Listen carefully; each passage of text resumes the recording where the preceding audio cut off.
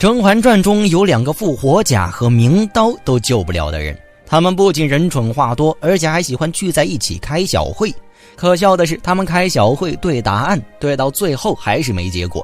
他们就是没头脑不高兴组合的齐妃和富察贵人。这期咱们就来唠唠齐妃和富察贵人所，这又故意说甄嬛的孩子保不准真能得宠。齐妃担心三阿哥地位不保，急忙问皇后该怎么办。当时齐妃站在夹竹桃下琢磨着该怎么样害甄嬛。安陵容适时路过，便上前提醒其不仅说出栗子糕中有毒，而且还阻止甄嬛告诉皇上。除此之外，安陵容还向甄嬛提议把这件事告诉皇后，因此皇后坐收渔翁之利，夺走了三阿哥的抚养权。可见齐妃真是蠢蛋他妈给蠢蛋开门，蠢到家了。一心想着害别人，却从来没有想到别人也在害自己，导致自己被皇后惩罚见不到三阿哥。于是齐妃心中的怨念立马燃起来了，加上富察贵人一个劲儿的用妃位捧高齐妃，齐妃脑子一热，就派翠果上前掌甄嬛的嘴。好，你都敢顶撞本宫了啊？翠果儿，打烂他的嘴。仅仅一个富察贵人就能借齐妃的手打甄嬛，可见齐妃实在是太容易被他人左右了。第3殿倒数第1给倒数第2讲题。甄嬛长接受辱后，终于明白了得宠的重要性，所以甄嬛决定以色示人，用蝴蝶梅花邀宠。有了果郡王寒冬扑蝴蝶，加上沈眉庄打辅助，很快甄嬛在倚梅园再次获宠。你身上好香啊，难怪能在冬日里引来蝴蝶倾倒于此，也让朕心醉。这时齐妃和富察贵人开始感到慌乱了，因为他们之前惹到了不该惹也不能惹的人，所以在甄嬛得宠的当天晚上，齐妃和富察贵人疯狂补课，找错题漏题。这时的齐妃还算得上是比较清醒的，她明白如今甄嬛再度得宠，他们处境就难了。可富察贵人还没看出错题错在哪一步，此时的富察贵人成绩排在齐妃之后，偏偏他一个倒数第1，非要给倒数第2补课。娘娘，你这么担心干什么？这宫里的女人有得宠的时候，就有失宠的时候。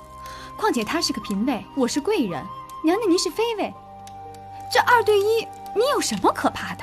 齐妃愣了，富察贵人这是假傻还是真傻？宫斗从来只有计谋，什么时候以位分论输赢？更何况这又不是打群架，人多就能赢。你也会说2对1啊？宫里争宠，人多就能胜吗？我看婉嫔这个样子，是不会给我们好日子过了。富察贵人终于知道他们错在哪儿了，所以长春宫补习班暂停了进度，没头脑加不开心组合因此正式成立。齐妃和富察贵人找出了错题，却不知道答案，两人你瞧我，我望你，最终以齐妃说认命结束。婉嫔不能拿咱们怎么样的，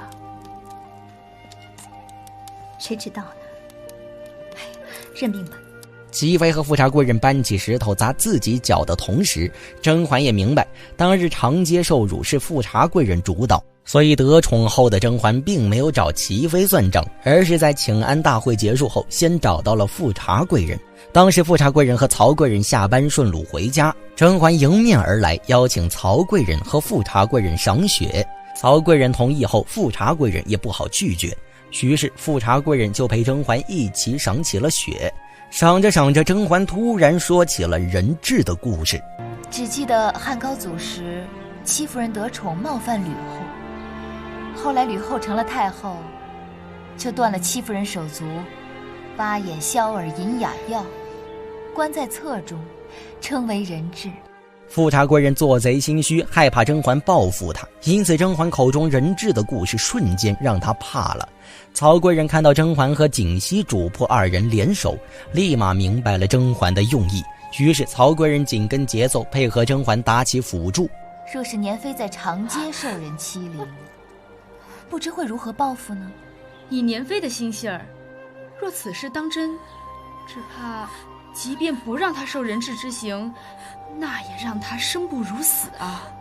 这时富察贵人完全被吓傻了，甄嬛没想到富察贵人这么不惊吓，便派人把富察贵人拖回了长春宫。